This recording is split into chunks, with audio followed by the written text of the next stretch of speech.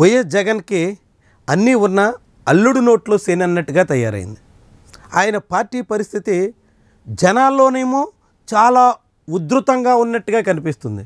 కానీ తీరా రాజకీయంగా చూస్తే ఆ పార్టీ ఏంటి పరిస్థితి అని అనుమానించాల్సి వస్తుంది. ఎందుకంటే రాజకీయంగా ఆ పార్టీ అనేక తప్పటడుగులు వేస్తూ సాగుతుంది. అందుకు కారణం అధినేత వ్యవహార శైలే కాకుండా ఆయన చుట్టూ ఉన్నటువంటి కోటరీ ప్రధానమైనటువంటి కారణంగా చాలామంది ఆరోపిస్తూ ఉంటారు. ఏ పార్టీ నాయకుడి కన్నా ముఖ్యంగా ప్రాంతీయ పార్టీ నేతల్లో కోటరీ కీలక భూమిక పోషిస్తుంది. కోటరీ ఎలాంటి లీడర్లు ఉంటే ఆ పార్టీ తీరు కూడా అందుకు తగ్గట్టుగా ఉంటుంది. కోటరీని బట్టే ఆ పార్టీ భౌతవ్యం ఆధారపడి ఉంటుంది. కోటరీలో లొసుగులుండి కోటరీ నేతల్లో పూర్తిస్థాయి సామర్థ్యం లేకపోతే ఆ పార్టీ కూడా అంతంత మాత్రంగానే ఉంటుంది. ఇప్పుడు వైఎస్ఆర్సీపీ పరిస్థితి కూడా దానికి తగ్గట్టుగానే ఉంది. వైఎస్ జగన్ చుట్టూ ఉన్నటువంటి కోటరీలో ఉన్న నేతలు ఎటువంటి సామర్థ్యాన్ని ప్రదర్శించలేకపోతున్నారు. అటు రాజకీయంగాను ఇటు పార్టీ శ్రేణులను కూడా ఏమాత్రం ప్రభావితం చేయలేకపోతున్నారు.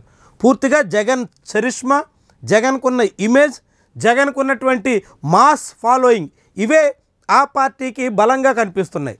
కనీసం పార్టీ యంత్రాంగం కానీ, పార్టీ నిర్మాణం కానీ, పార్టీని గాడిలో పెట్టేటువంటి నాయకత్వం కానీ, ఎక్కడైనా ఏదైనా సమస్య వస్తే దాన్ని సకాలంలో పరిష్కరించేటువంటి ట్రబుల్ షూటర్ కానీ ఇలాంటివన్నీ వైఎస్ఆర్సీపీలో కరువయ్యాయి. అలాంటి పాత్ర పోషించడానికి సరైనటువంటి నాయకత్వాన్ని తన కోటరీలో తన చుట్టూ ఉంచుకోవడంలో జగన్మోహన్ రెడ్డి కూడా విఫలమైనట్టు కనిపిస్తోంది. అలాంటి తగిన సామర్థ్యం కలిగిన నేతల్ని కోటరీలో పెట్టుకోవడంలో వైఎస్ఆర్సీపీ అధ్యక్షుడు ఫెయిల్ అయినట్టుగా స్పష్టమవుతుంది. కోటరీ మాటలు నమ్మి, కోటరీ చెప్పినటువంటి అంచనాలు విశ్వసించి, కోటరీ తీసుకొచ్చినటువంటి సర్వేలే సర్వం అనుకుని 2024లో జగన్మోహన్ రెడ్డి ఘోర పరాభవానికి గురయ్యారు.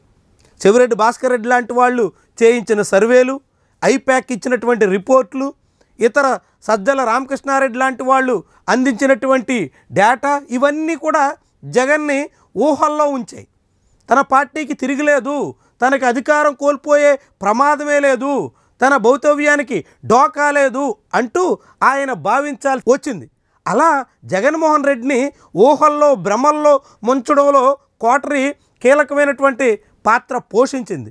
ఈ విషయాన్ని ఓటమి తర్వాత వైఎస్ఆర్సీపీ శ్రేణులే తమ ఆవేదన వెళ్ళగక్కాల్సి వచ్చింది. మాజీ ఎమ్మెల్యేలు కేతిరెడ్డి నుంచి జక్కంపూడి రాజా వరకు అనేక మంది జగన్ కోటరీ మీద తీవ్రమైనటువంటి అసహనాన్ని ప్రదర్శించారు. దీనంతటికీ కారణం జగన్ తన కోటరీలో ఎలాంటి వాళ్ళని పెట్టుకున్నారు అనే దానికి అద్దం పట్టేలా కనిపిస్తుంది. ఇప్పుడు ఓటమి తర్వాత కూడా ఏడాది గడిచిన జగన్మోహన్ రెడ్డి తన కోటరీని సరి చేసుకోవడంలో, తన చుట్టూ ఉన్నటువంటి యంత్రాంగాన్ని చక్కబెట్టుకోవడంలో ఏమాత్రం శ్రద్ధ పెడుతున్న దాఖలాలు లేవు.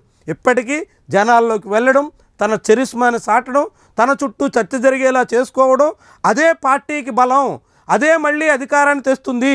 ప్రభుత్వ వ్యతిరేకత పెరుగుతున్న కొద్దీ తాను అధికారానికి చేరువవుతున్నాను అనేటువంటి అంచనాలతోనే జగన్మోహన్ రెడ్డి గడిపేస్తున్నట్టుగా కనిపిస్తోంది. కానీ రాజకీయంగా వేయాల్సినటువంటి ఎత్తులు, రాజకీయంగా తీసుకోవాల్సినటువంటి నిర్ణయాలు, పార్టీ పరంగా వ్యవస్థాగతంగా ఉండాల్సినటువంటి ఏర్పాట్లు ఇవన్నీ ఆ పార్టీ డొల్లతనాన్ని చాటుతున్నాయి. మరి దీన్ని చక్కదిద్దుకోకుండా, తన చుట్టూ ఉన్నటువంటి యంత్రాంగాన్ని సరి చేసుకోకుండా, సమర్థమైనటువంటి నాయకత్వాన్ని తన కోటరీలోకి తీసుకోకుండా జగన్మోహన్ రెడ్డి ఆయన పార్టీ పూర్తిగా బావుకునే అవకాశాలు కనిపించట్లేదు.